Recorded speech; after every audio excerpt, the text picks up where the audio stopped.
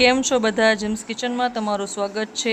ફક્ત 2 જ મિનિટમાં કુકરમાં તૈયાર થતું રીંગણા બટેકાનું કાઠિયાવાડી શાક હું તમારા માટે આજે લઈને આવી છું। તો ચલો આપણે બનાવવાની શરૂઆત કરીએ। અહીંયા મેં દેશી રીંગણા લીધેલા છે, સારી રીતે ધોઈ અને આવા નાના નાના કટકા કરી અને એક બટેકું તેમાં આપણે નાખી દેવાનું છે। રીંગણા બટેકાનું શાક ખૂબ જ ટેસ્ટી બને છે।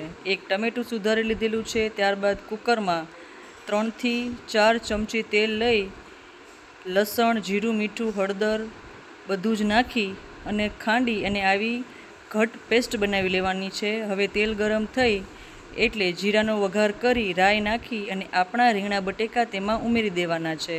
તમે જોઈ શકો છો।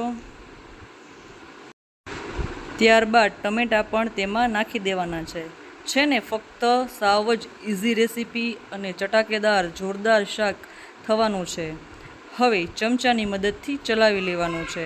બધા જ મસાલા સારી રીતે મિક્સ થઈ જાય ત્યાં સુધી આપણે ચલાવવાનું છે। ત્યારે ગેસની ફ્લેમ આપણે લો રાખવાની છે। હવે અડધી વાટકી જેટલું આપણે પાણી ઉમેરવાનું છે।